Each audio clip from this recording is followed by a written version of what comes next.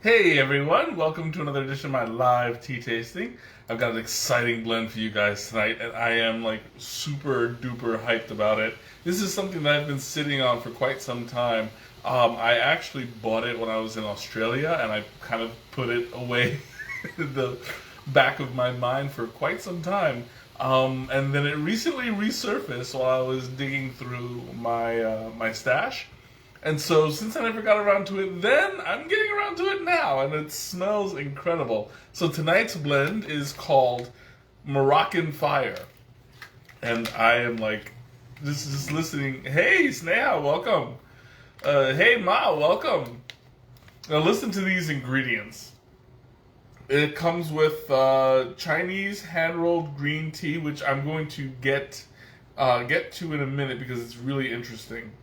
And this green tea is known as a girl's ring. Then they're blended with manuka leaves, which is the plant that you get manuka honey from. Then you got organic Egyptian spearmint, and I'm sure I'm going to butcher this. Hey, Teresa, welcome. I'm sure I'm going to butcher this, but this is Fayola honeybush. So this one was a unique blend. It's got a few things that I've never had before. This is talking about the girl's ring green tea.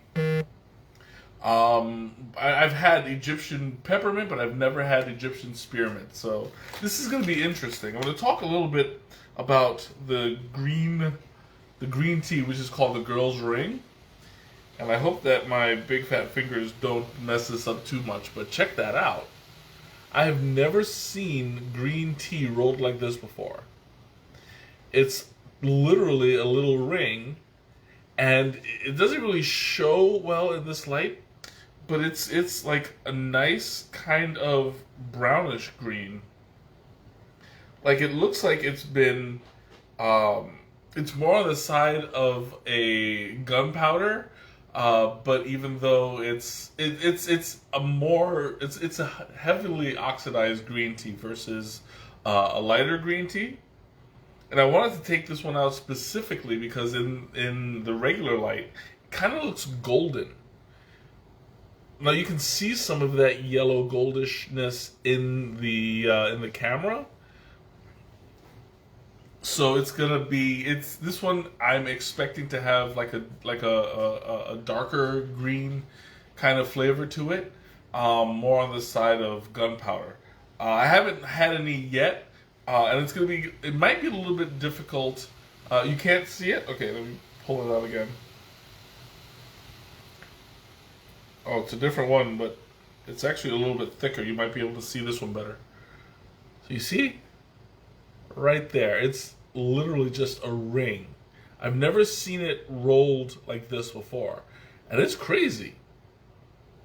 Because, I mean, if you turn it over, it looks like it's the full leaf that's just thick, you know? I like that. You know, it's really interesting. I've never had a green tea like this. I should look up some of it. It's like a little donut, exactly. And I wonder, like, how the process would be to do that. Because, I mean, you're dealing with a tea that's being oxidized. And in a way, like, I mean, it's a lot easier to just do this or do this. But to wrap a tea leaf around, I guess, like a little rod or a little stick or something, and to keep it there so that it just stays as a ring and dries, that's got to be a fascinating process. I have to find this tea on its own and see if I can find like a video on the process or something, because it's just really interesting.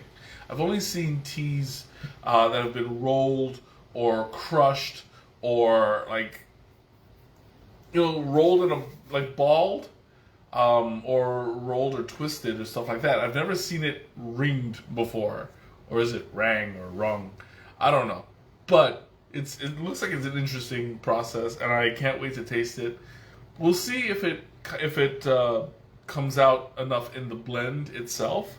But with all these other flavors, I seriously doubt that it's gonna stand out. excuse me. I want to see what it looks like when it's wet. So when it's wet, I'm going to try not to damage it. Right now I pulled out one, but it has stuff inside. Alright, I think this is good enough.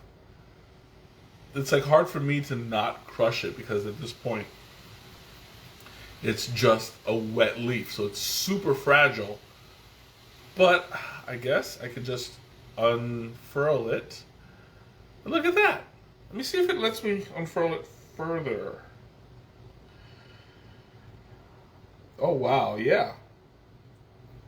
So it looks kind of like you get 2 leaves on there, not the bud.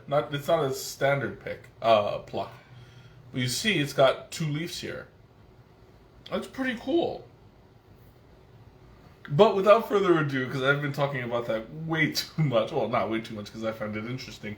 But I've been talking about it quite a bit. So here we go.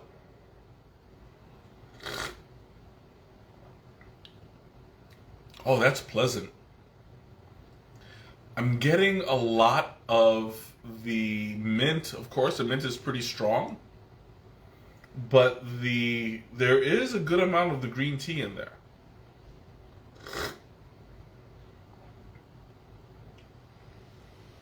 I can taste the honey bush. The honey bush is also a little bit overpowering. It's got like a little bit of an apple kind of flavoring to it.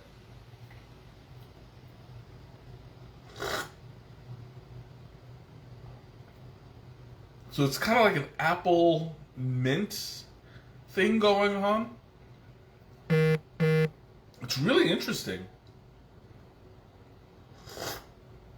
And it's got a slight texture to it. That's probably from the honeybush. Honeybush doesn't have as strong of a texture as rooibos, but it's a good. This one has like a little bit of a roughness to it. Very slight, but it's there.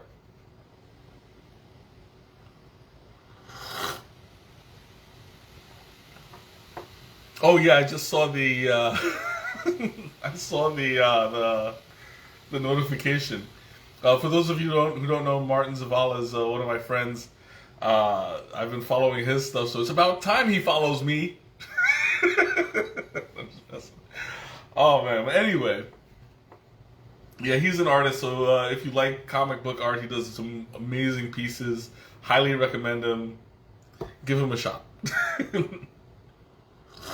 But anyway, this one is kind of like, it's not really sweet. It's minty, like the mint is pretty strong, but there's also an underlying kind of, what's the word? I don't want to. It's not earthy. It's more robust. It's kind of a little bit smoky, like very slightly smoky, a little bit coppery, and a little bit of like it's a little bit sweet, but not like overpowering. Oh no, he's not watching right now. He's actually, oh yeah, no, he's not watching right now. It's just you, Stan, Teresa right now. Maybe next week. I'm also getting a lot of like the water in the tea. Like it's a bit watery. But it's really pleasant. The mint is not as powerful as I thought it would be. But then again, we're dealing with spearmint, so you know it's more of a base. That it's not going to be super duper strong. But it usually when you put it in a blend, it's stronger than this. It's probably like the green tea is overpowering, which is unexpected because generally when you blend stuff with green tea, it's easily blended and easily lost if you don't know what you're looking for. the green tea can be found in this pretty strongly. And I guess you can thank the people who like did it as a gunpowder uh, rather than like something lighter, you know. I mean, we're talking about like a Longjing. Um, what's the other one? The I mean, like Dragonwell is one of the more popular ones that's on the lighter side. This one's really good. And I think that that was a smart decision too, because I mean, for people who actually like green tea, you don't want to lose that flavor. Um, when you do like a citrus green or something, that's usually meant to hide the green. That way, you drink what's good for you, but you're drinking all the fruits and stuff that covers up the the vegetal sensation that you drink along with it. If you don't like green tea, I always mix it with fruit, or I recommend somebody drinks it with heavier flavors, so that you get that nice sweet flavor that you're looking for, along with like the vitamins and not the vitamins, the antioxidants, all the good stuff that that green tea has to offer. Mm. That's me. Hide the green tea flavor. Oh yeah, absolutely. And that's why whenever I recommend stuff for you, it's usually flavored. I know I got you that pack with like the different blends. I wanted to find out how much of that you actually got through, and what your preferences have become. Because like last time I was there, it was all like you don't want to drink any of the green tea that was straight up. But I left you some pretty good blends. As long as you don't oversteep it, it's fine.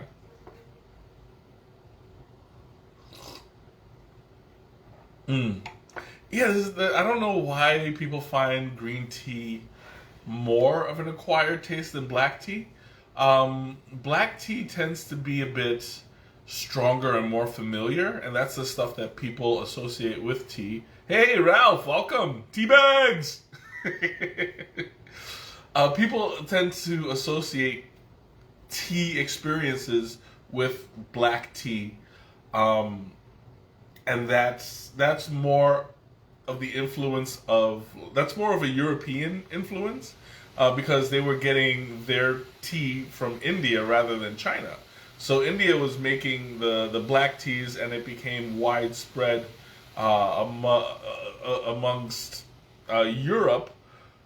And it wasn't until later on that they got green tea coming from China and Japan. Um, and then, you know, like while England had well, not just England, but Europe had the access to America first, people drank a lot more black tea than green tea. And it wasn't until it was like what, like in the 1960s that green tea started coming up, if I remember correctly. It was like the 1960s or 50s. Like green tea is fairly recent in America, and I found that to be really fascinating because you see it everywhere, but you wouldn't know it until you'd think that it would have been around forever, but it's actually been around a lot longer than black tea. And I can go on with the history of how tea migrated all over Asia, but that's a story for another time. I'm sure you guys will just fall asleep halfway through that lecture, but it's really interesting how that affected people's views today, and how even though black tea is newer than green tea, it's also more popular. That's yeah. That's my tangent is over. But I really love there's a little bit of a thickness to this tea that's like it's giving it a heavier texture now as it's cooling down, and it's really starting to lay down on my tongue pretty nicely. It's a bit silky at this point, but with the flavor that it has, it's not like a sweet kind of silkiness. It's more of a savory kind of silkiness to it, in the vein of, say, what would I compare it to? Like a deep dark chocolate, where it's not sweet at all. It's a little bit bitter. This one has the characteristics of that deep dark chocolate without the bitterness to it yet. I say yet because we're still it's still a little bit hot, so it has the capability of turning bitter or astringent at some point, but we don't see if it will, and it's probably thanks to everything else that's in here.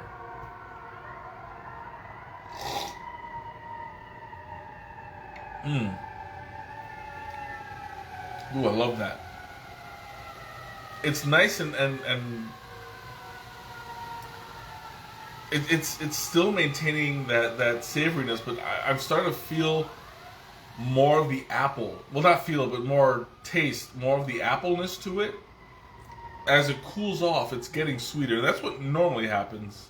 There's a lot of big noise. Yeah, that's okay. As long as as long as I'm a bigger noise than that, that's all that matters. Yeah, we have the fire engines behind me, but that's okay. Someone burned the tea outside. Oh no, it's all me. I'm so hot. They're coming after me. Hide, Mike, hide. Yeah, I should. Ooh, excuse me. I should. I don't want to get hosed down. At least not on camera. Oh, that was terrible.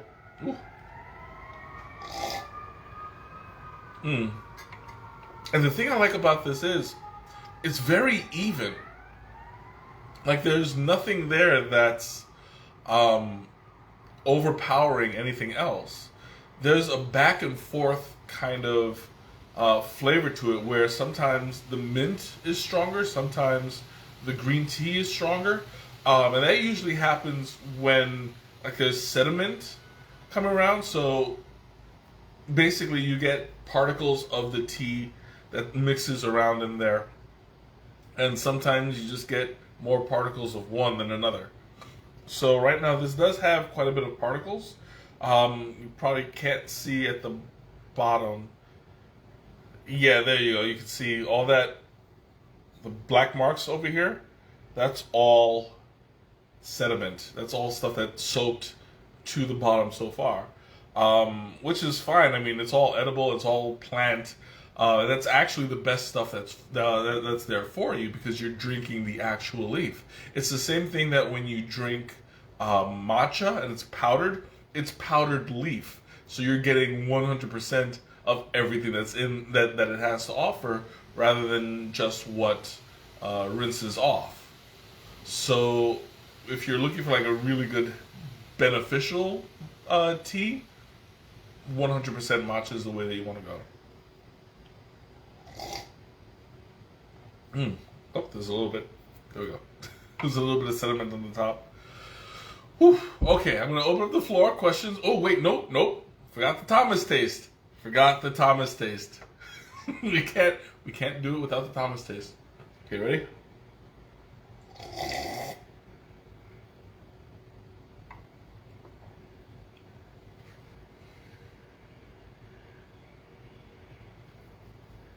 Okay, there's not a huge difference with the Thomas taste versus my regular drinking. I'm getting again just a stronger version of what I'm drinking. The mint and the green tea and the not the rooibos, the honeybush are maintaining that balance. So somebody really put a lot of thought into this to give it equal space on the tongue. I don't know. It's like there's something else in there that I'm kind of at a loss of describing,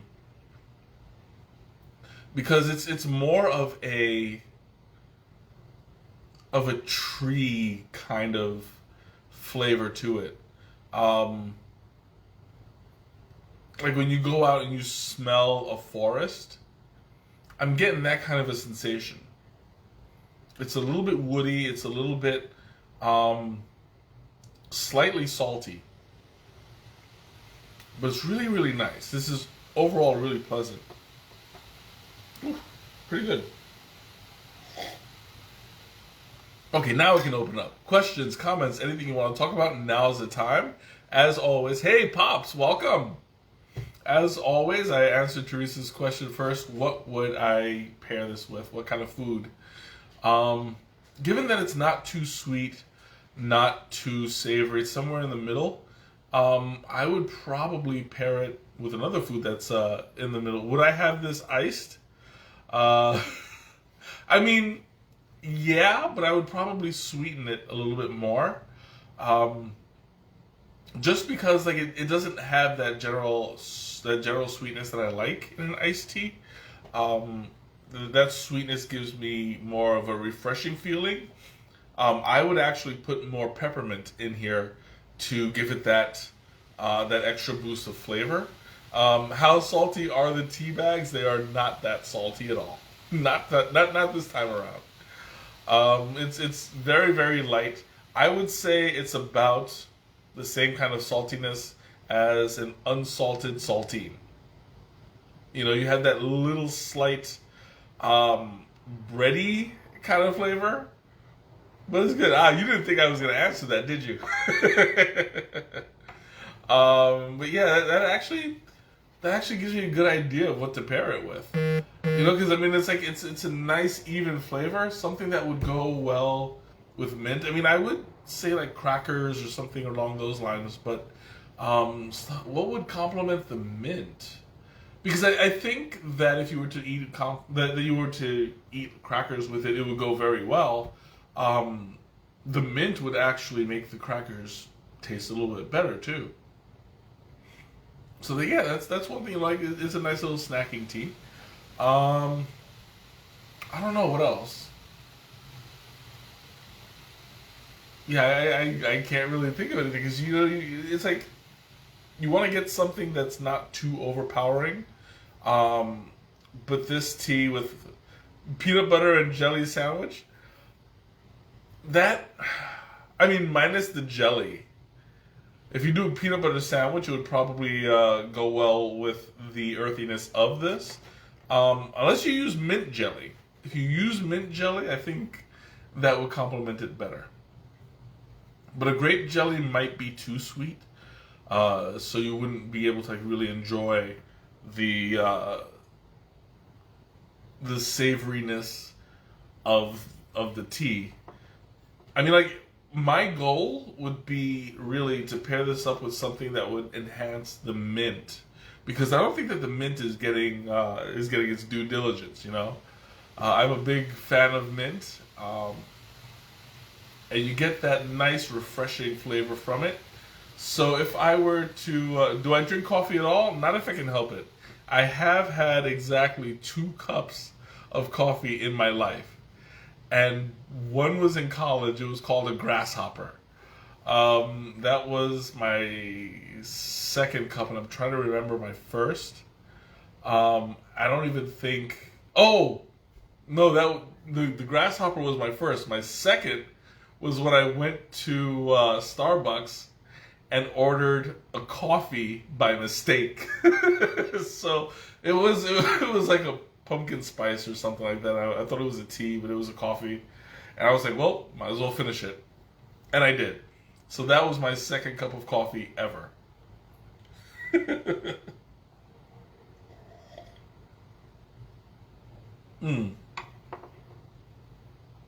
Now, I'm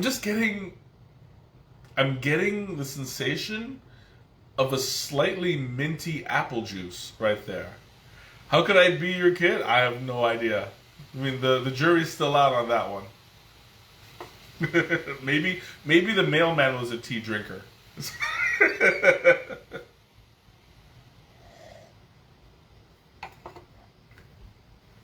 Can't believe I pulled that home joke.